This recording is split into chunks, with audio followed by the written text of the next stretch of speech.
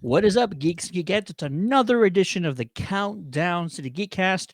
My name is Ted, aka Steady, and this is going to be our review of The Beekeeper featuring Jason Statham. Buddy, I'm counting to three. 1, 2, 3. There, I did it for you.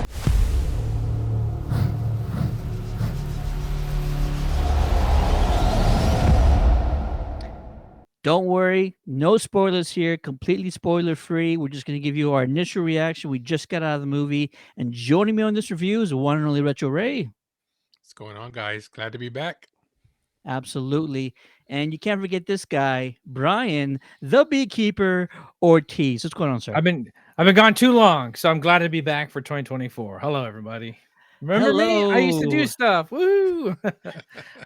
The best now stuff. I'm The actual now I'm best here with the stuff. Beekeeper. What's up? Let's go. Let's go, Beekeeper. Happy New Year to anybody we haven't mentioned it to. This is one of our first reviews of the new year, and by golly, it is a doozy.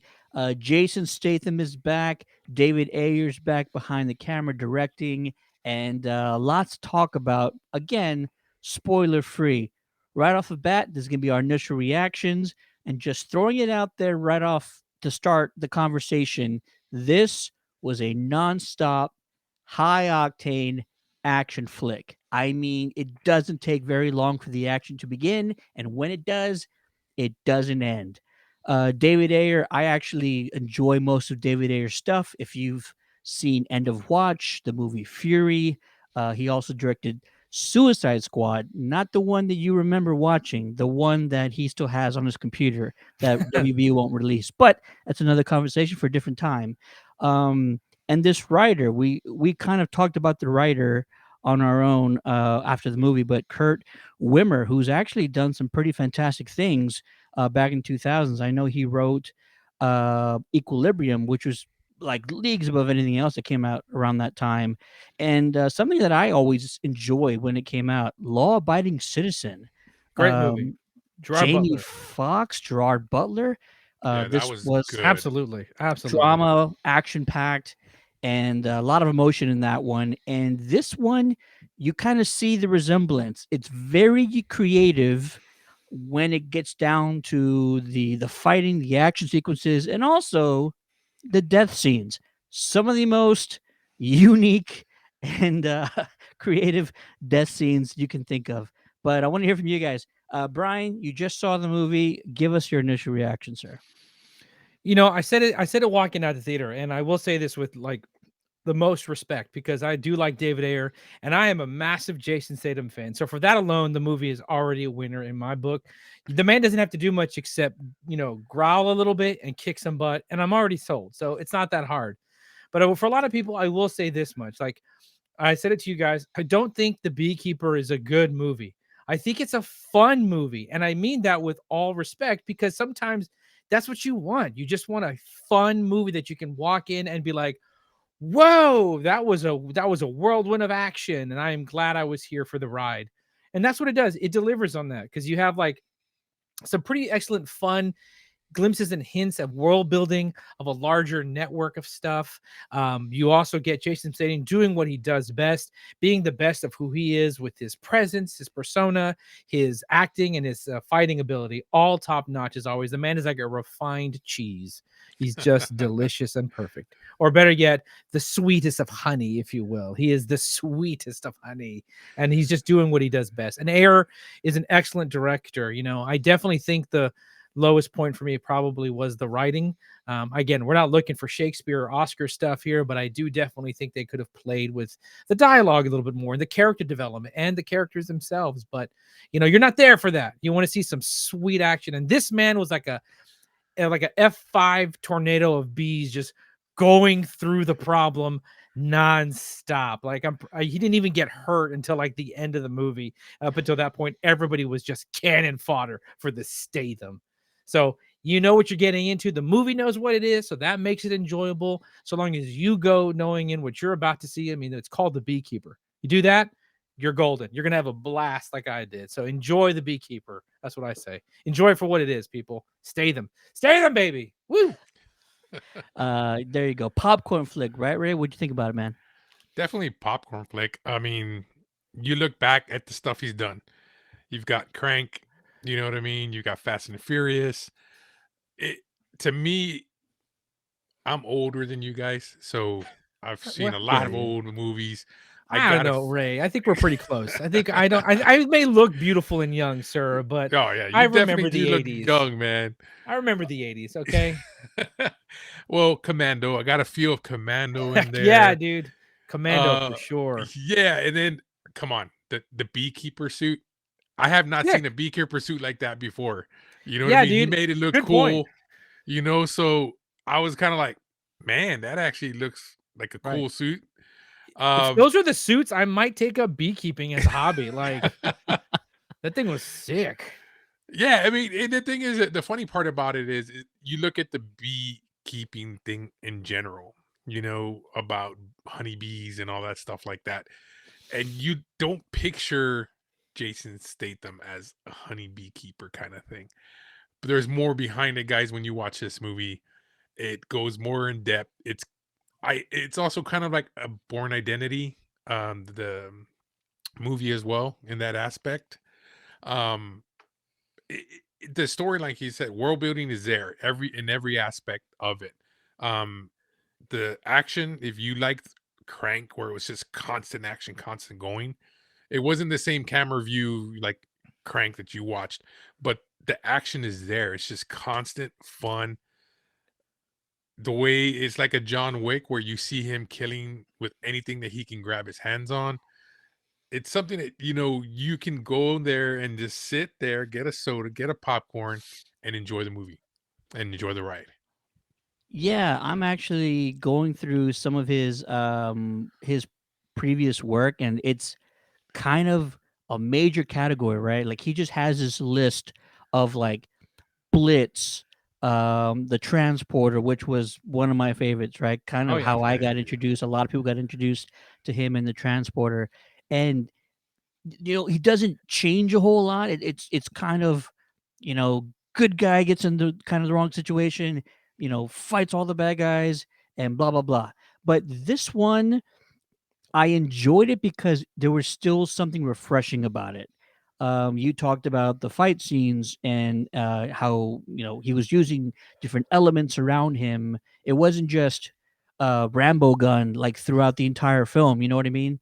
There was something unique about the way he fought. There's something unique about the way he thought about things. That's what I really appreciated about it. And oddly enough, there was a moment in time or a couple of moments in time where I'm like, this is almost borderline a horror film because he is just this unstoppable force like going through this movie. And I'm not trying to say, he's scary in it, but like you just he puts himself in all these situations and he's not ever not confident in what he's doing, and you're just like, how is he going to make it out of this? And he's always 3 steps ahead of everybody else. And so those are the things I really appreciate about it. The writer of this film, we talked about Law Abiding Citizen, that was also one of those movies where like there's no way something could be happening, there's no way this person's involved, or like how is this person going to actually murder these people. Law Abiding Citizen was all about this like serial killer killing people like in the most unique ways you can imagine. And the creativity behind it was just like nothing you'd ever seen. This film was doing some of those things, not all the time, but you were just seeing some things that were we've never seen in a movie before. And we don't have to talk about them now, but you'll see it pretty soon. All in all, like when it came to the action, when it came to the fight choreography, when it came to the brutalness on screen, I think that was all like a 10. It didn't really have any emotion to it. There wasn't a ton of drama, in this film.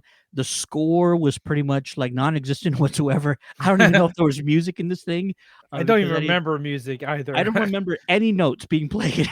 All I heard was punching and kicking, I heard a and lot of screaming and a you lot of f- grown men wishing they hadn't met the beekeeper. That's what I heard a lot of. yeah, and you felt every punch. And kind of the good thing about this is that there is a juxtaposition of like who he will hurt who he will kill and who he just might incapacitate. And so there is maybe sometimes a line he's not willing to cross. There is a little bit of, drama when it comes to that stuff. And that's all those elements are really interesting, and I really kind of like leaned into those. All in all, I'm glad David Ayer came out with this film. The cinematography was fantastic. And like Brian mentioned, yes, a lot of the dialogue is probably clunky at times. That's just, I think that is David.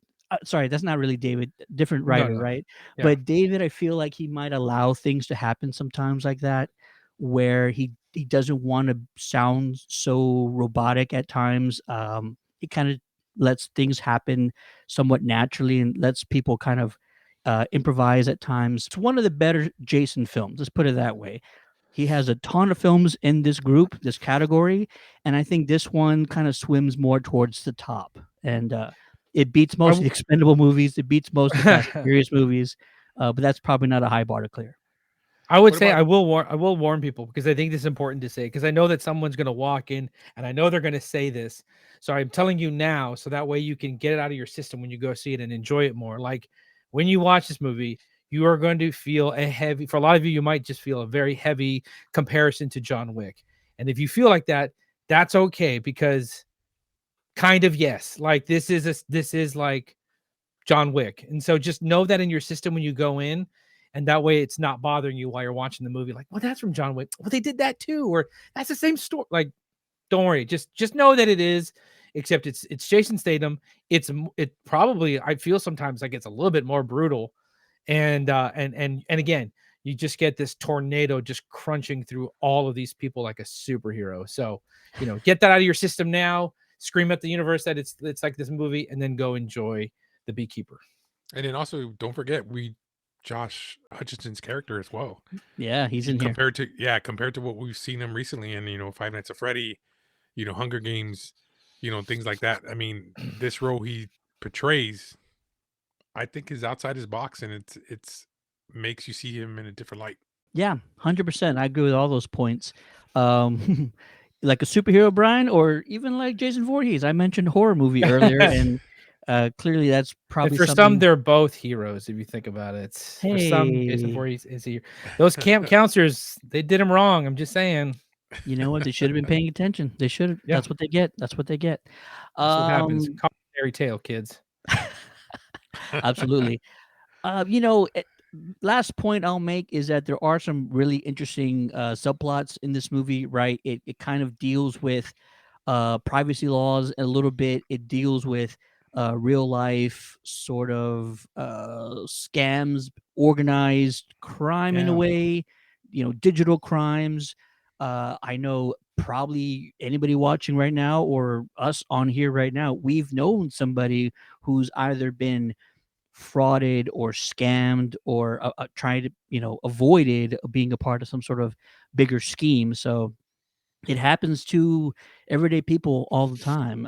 So it's one of the subplot that's in here that helps keep the movie somewhat grounded in realism or reality, because this is a real thing that's happening, and I would bet that it is organized to a certain degree, like they portray it in this movie. So that was actually really interesting. And I'm like, oh, this is actually something, they're really digging into this here. And so I kind of appreciated that part of it. I'll agree with you. I think the inciting incident, I won't say what it is, but the inciting incident that happens like in any of these movies. I mean, this is, by the way, your classic revenge flick. This should be noted from the trailer. Like it's a revenge movie. And those are great. You know what I'm saying? I definitely think that this one has an excellent inciting incident. One that really made me kind of, because again, we all have experience with what it is, and I won't tell you what it is, but it really put me on edge, and it really gave me a lot of anxiety. And I thought that was a pretty excellent start to the film and really made me root for Statham to just murder anyone on his path after that situation. I was like, yeah, go ahead. Commit tons of murders. I'm with you. Go to town, buddy. Here we go. All right. And this is the part of the show where we give you our Geekcast rating. It's on a 1 to 5 scale. 5, we'll just call that one the Transporter, probably Statham's still best movie. And 1 probably one of those mediocre ones that he was in, The Mechanic or Blitz, or I don't know which one really. Probably one of the lower tier Expendables movies, if there's any of those out there. But I'll start off. I think this film, where it wanted to go, nailed it perfectly. I enjoyed the fight scenes and the choreography. I thought they were interesting and creative most of the time. I mentioned there's like really kind of no emotion in this movie. And I think that would have been something to elevate it if some of the characters that were in this film had more to do other than Statham. But that's something that you'll probably notice when you watch it. I give this one a 4, solid 4. Won't go any higher, won't go any lower than that. Ray, what about you, man? I'm gonna go 4.5 just because of the action, and Jason Statham still got it. Brian, what about you? I'm gonna be contrarian and I'm gonna go 3.5. I think it's great. I don't think it's his best. You know, I'm a huge consumer of Jason Statham movies, and I think he's got some real high bar stuff. And then you're right, he's got some real low tier stuff. You're like, okay, well, I don't know why I saw that, but I think this sits right in the middle, like that smooth, fun popcorn. Sit down on a nice day and watch this awesome tornado of an action flick. So 3.5, solid rating for me. I approve of it. There you go. All right. And that brings our overall Geekcast rating to a 4. Not too shabby, as I always say. We want to hear from you guys. Once you get a chance to watch The Beekeeper, be sure to let us know what your own rating is and also your thoughts on the film. If you haven't already, subscribe to us on social media as well as YouTube, because if you were in attendance with us, you got passes to this advanced screening. We are giving out advanced screening passes every month throughout 2024, and I already have a few on the docket. So if you want advanced screening passes to a future film, you can get them from us and join us on one of these screenings. That'll do it for the Countdown City Geeks. My name is Ted, aka Steady. Joining me on this review is the one and only Retro Ray. Hey guys, peace out. And last but definitely not least, Brian the Beekeeper Ortiz. Thanks for joining us, everybody. Have a great night. Peace.